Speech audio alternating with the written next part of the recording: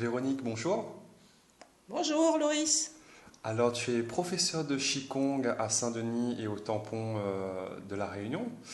Est-ce que dans un premier temps, tu peux nous expliquer ce qu'est le Qigong? Alors le Qigong, c'est composé de deux idéogrammes. Là, le Qi en chinois, c'est l'énergie, le souffle, et l'équivalent du prana indien ou le Qi japonais. Et Kong, ça veut dire en chinois le travail, la technique. Donc, si tu veux, le Qigong, on peut le définir par le travail de l'énergie et du souffle. Voilà, il faut savoir aussi, tu sais que le Qigong est l'une des 5 branches de la médecine chinoise traditionnelle. Est-ce que tu connais les branches de la médecine chinoise Non, traditionnelle? non, non, tu peux peut-être nous en parler.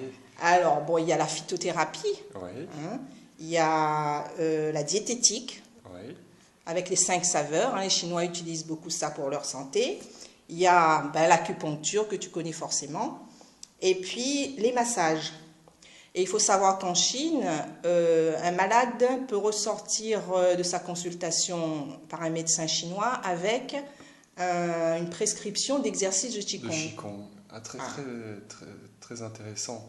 ah. Et est-ce que tu peux justement nous parler des bienfaits du Qigong dans notre vie de tous les jours?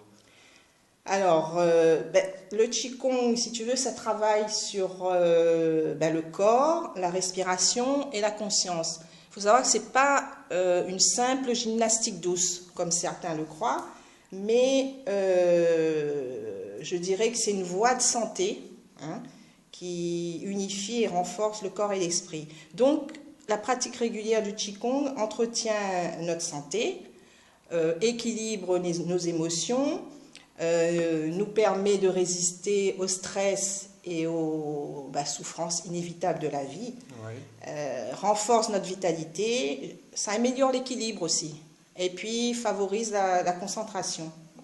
Et à un niveau plus élevé et plus subtil, je dirais que le Qigong développe une certaine philosophie de la vie.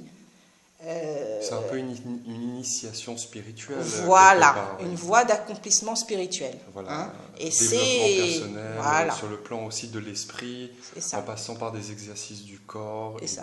de la Ouais. respiration, etc. Voilà, et ça devient même un art de vivre, je D'accord, dirais. très bien. Et combien de temps il faut pratiquer? Au bout de combien de temps on peut voir les effets dans notre vie de tous les jours? Alors, le calme et le relâchement, c'est la base de la pratique du Qigong. Donc, on peut dire que les effets peuvent être immédiats selon les personnes. Si le Ouais. pratiquant arrive à se détendre pendant la pratique et tout en restant concentré pendant les exercices, l'effet peut être immédiat. Dès la première séance, certaines personnes peuvent être détendues, sereins Se sentir et bien. voilà, Ouais. voilà.